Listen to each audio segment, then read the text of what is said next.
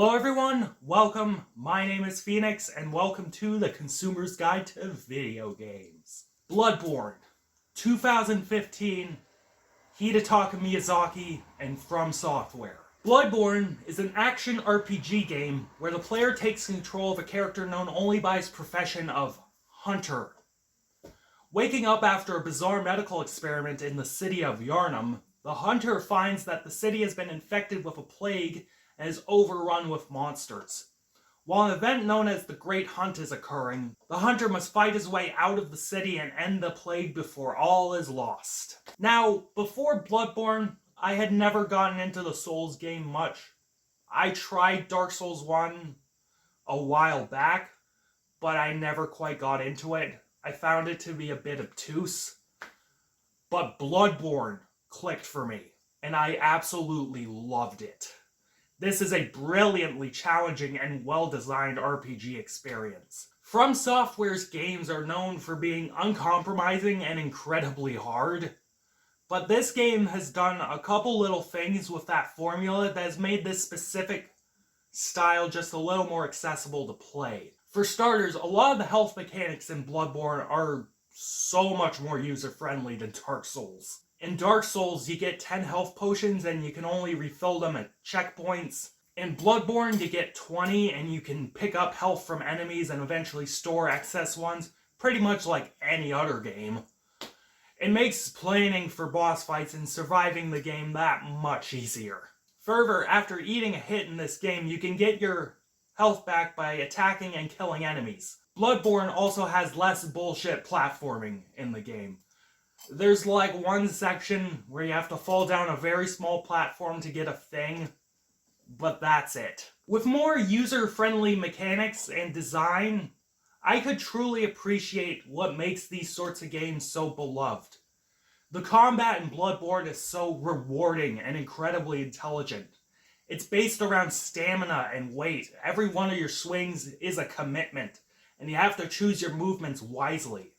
You get ranged attacks as well, such as firearms and molotovs, but those are limited supply and you have to use them sparingly. The enemies in this game are smart and vicious and will fuck your shit up.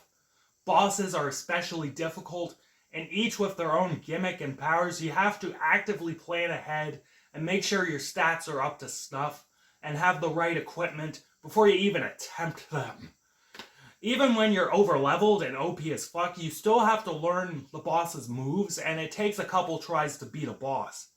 Sloppy play is discouraged, and the meme is real. You do have to get good to beat this game. Level design in this game is really cool. The city of Yharnam is incredibly multifaceted and large.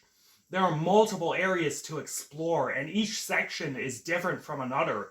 You have a church section, a city square, the woods, underground caves, castles, etc., etc., and all of them have their own gimmicks and quirks. While I do think the game has moments where you dick about a bit too much, I truly hate dicking about in games. The game at least rewards you for dicking about. Getting lost can uncover special items or keys to unlocking new areas of the game. It can be subtle and confusing at times, but if you explore enough, you'll be able to find something eventually. But man, don't even ask me to explain what the story of this game is. I have no fucking clue what's going on outside of a basic premise. It's not because it doesn't make sense, because I'm fairly certain there is logic and a structure to this story. I mostly don't get it because the story is presented in such a vague and obtuse way.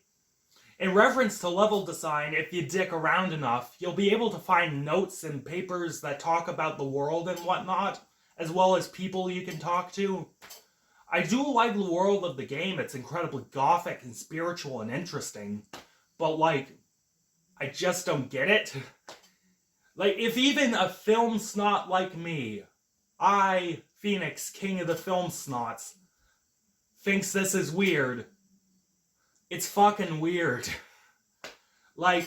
There's an old man who might have double-crossed you in a past life, there's a Jesus baby or something, and you have to stop some ritual. It's a lot of weird shit. Then, after you've beaten all the bosses, most of which are completely optional, but do them anyways to level up and explore, you fight the old man and kill him, probably because he was going to kill you and do something nefarious. I don't know. Then, if you've used 3 of a very specific item that are hidden throughout the game, which pisses me off because how the fuck are you supposed to know that? You have to fight some skinny meat monster and kill it. Then, you turn into a squid, and the babushka lady that gives you upgrades implies this is some sort of cycle she designed. Okay? I get it.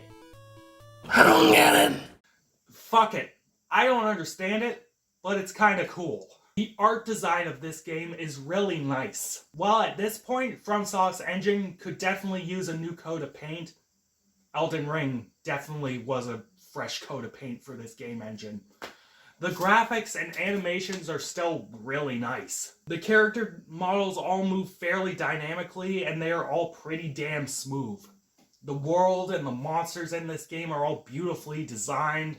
The 18th century architecture of Yharnam is a sight to behold, and all the towering cathedrals are beautiful to look at. When the lighting changes mid-game, the bright orange and red that permeates the sky during this portion is quite daunting and overwhelming. In a game that's all about bosses, the bosses are incredibly varied and interesting. Giant monstrosities, undead kings and warriors, disgusting piles of meat. The enemies in this game are incredibly creative, and a lot of care went into them. Even the goons are neat. We get plague-ridden townsfolk who look quite fucked up, literal piles of snakes, giant pigs, and werewolves of multiple varieties. It's really cool the amount of enemies and different types of bosses you can fight in this game. One of the most well-known elements to FromSoft's games are the scores, and this one is no different. The score for this game is beautifully dynamic, while retaining a single style. Most of the time the game is completely devoid of music, and it only appears in boss battles. When the music does appear though, the pieces fucking slap. The bombastic choirs and orchestral arrangements can be epic and exciting and leave you in awe of the monster you are fighting. This stop-start string melody for the second boss is legit a banger, and I want to sample it for a rap beat or something. Like, it would go fucking hard. Someone do that, please. The score can also be incredibly quiet and foreboding. When you're dicking around this one area, this light vocal and string melody sort of wavers in the background, and it sends chills down your spine. The final boss of the game, that is the last mandatory boss of the game, the music that sits in the background are just light bells or a xylophone, vibraphone, I don't know. It sounds like a baby's music box. That sharp contrast not only fits the monster, it's some sort of demonic midwife or something, but it's honestly really epic and makes the final boss so exciting. In the end, Bloodborne is the game that sold me on From Software and Hidetaka Miyazaki.